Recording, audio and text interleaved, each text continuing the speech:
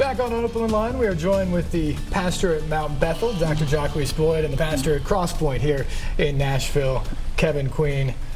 Gentlemen, I started off the program talking about the servant's heart in Nashville and how many people came out last week. It was amazing to me.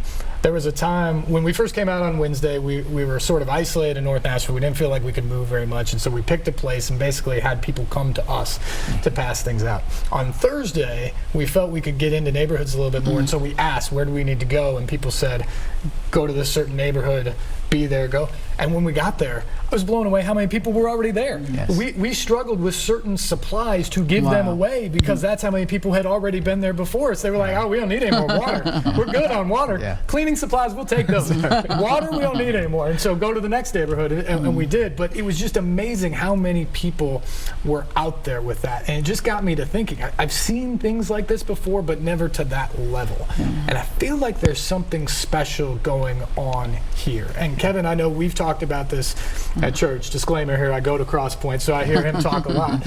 But we were in a series in January, and I know it goes throughout the community, about awaken, basically, in the city. And that churches all throughout the city, I believe the number is 550, I don't know how many more there are even are than that, have been praying for an awakening in the city and a revival. First off, can you just talk about the mission with that, and we'll get into maybe the impacts beyond this as well. Yes, when we talk about revival, we're talking about to revive something is to bring it from its current condition to bring it to full life. And so really we want the city to flourish. We want the city to flourish spiritually, all right, as well as the things you can see out there, that we'd see people just, the life of God, people experience life. Jesus said, I've come that you'd have life and have it to the full, like full life, you know, joy, peace, love, like people have hope again. And so we were fasting and praying. There were 550 churches. There's a great pastor in the city named Dave Clayton, pastors Ethos Church, and we started getting pastors together to pray, and then it just began to spread, and have 550 churches sign on, fast and pray for 30 days to pray for our neighbors. So we all had a card where we wrote down our neighbors' names around, and we just prayed for 30 days, pray for our neighbors each day. And I wonder, like I'm tracking with what you're saying, I wonder if the demonstration of just servanthood and a heart to help was that we were the answer to our own prayers. Right? You know, what we have been praying for that neighbor, praying to be able to help them, and then we just had an opportunity to be able to help, and there was so our hearts were already postured toward just looking for the opportunity to help and answer that. Yeah. Dr. Boyd, do you feel like this city was ready for, you're never ready for a tornado to go through, but do you feel like this city was ready for a moment to rally together or to maybe take that next step in an awakening? Ready, I don't know, but it was needed. Tragedy has a way of bringing people together like nothing else can. Amazing enough, Sundays all across America is one of the most segregated days. You can go in worship centers and it'll be dominant of this ethnicity or this race or this demographic. However, when tragedy struck Nashville, no one cared where you came from, where you worked, what you looked like, what you had, or what you did not have, but they came to help. As a matter of fact, they wasn't even worried about your name at the moment. They wanted to know, how can I help you with this immediate need? So I believe that this tragedy broke down some barriers. The question now becomes for me, can we keep them down? Can we keep loving our neighbors now that things are going back to normal? Can we keep helping one another out in their time of need now that it's not a hot button issue? So that's what it is for me. Were you surprised at all at the reaction from the city when it happened in the way it did? Surprised, no, because it was in us the entire time. We just waited for now to show it. As Pastor Kevin said, they've been praying for awakening. They prayed for an opportunity, just didn't know how that opportunity was going to come and how quickly it was going to come. I was sharing with our congregation that each ministry needs to sponsor an outreach initiative for the year. now everything we do this year is going to be outreach. So you have to be careful of what you pray for, because God might just give it to you. No, that's exactly right. And nobody obviously was praying for a tornado, but Kevin, when something like this happens, is this maybe a greater opportunity for a church or for Christians in general to reach out and fill needs in the community and fill hearts in the community than anything else could have provided? Yeah, there's this verse in the Old Testament, and it's this story with Joseph, where it says that God took what was meant for evil and he used it for good. Like he has a way of just flipping it. What was meant for evil, what was meant to take out, God can redeem it. And that's how he used the brokenness and the mess of our lives. I don't know about you, but I got, broken mess in my past. And God has redeemed some of those things. And so he's a redeeming kind of God. He can use that stuff for good. And so I think he's using the mess, and he's using the hardship and even the suffering, and he will not waste our pain, and he'll use it for good. So there will be continued opportunities for us to love and to serve, and for him to redeem the mess.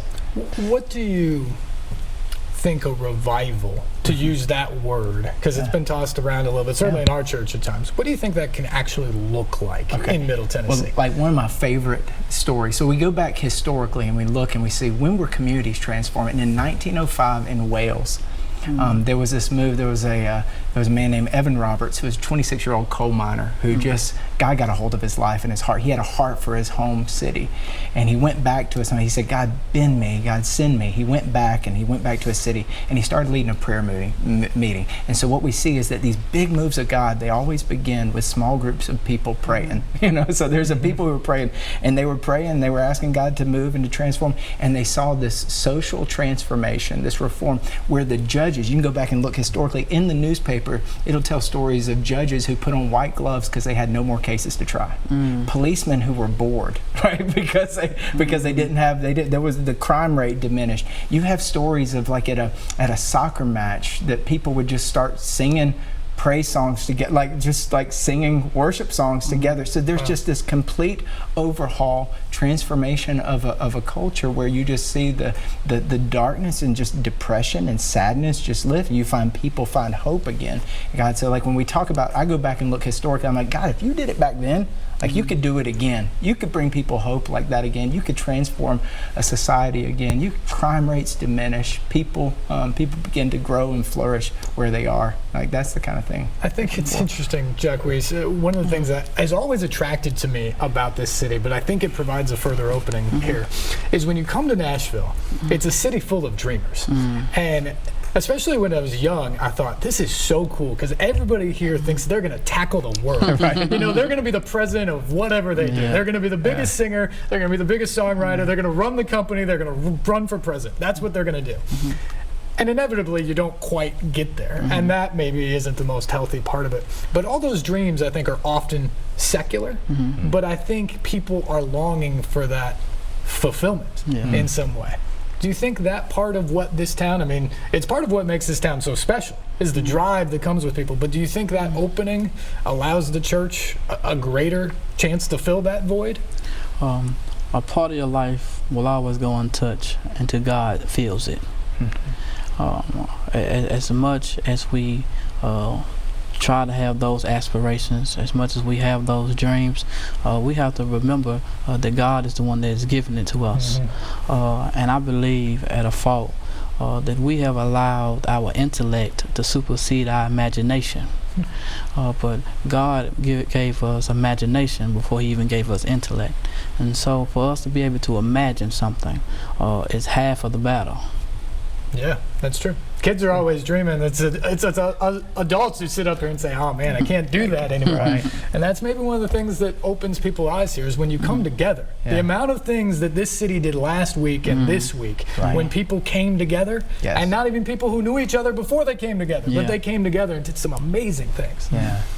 Steve, I had this mantra growing up that I want to do great things for God, and I thought I want to do great things for God, and then I bombed really bad at a speaking event, like just really, really bad. Like they're never going to invite me back. There were thousands of people. I was like, that was the worst experience, and I think God allowed that to humble me.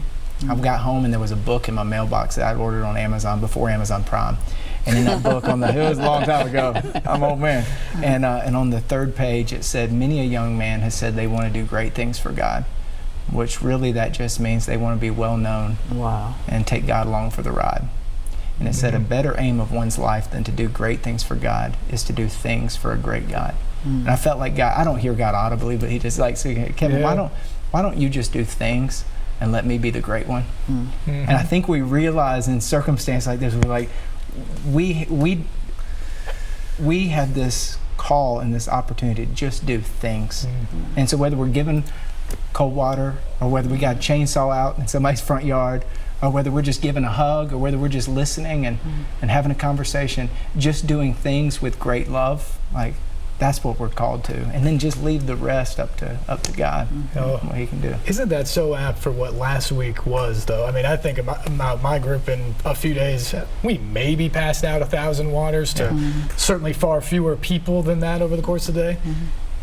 So that's not that big. But then you go to the next group that passed out, and the next group that passed out, and the next group after that, all of a sudden you've touched a city. And a lot of big things happen there. I want to get into some of the other stories that you guys saw last week, some of this hope that has already been realized in this community. We'll do that when we come back. This is Open Line on News Channel 5+.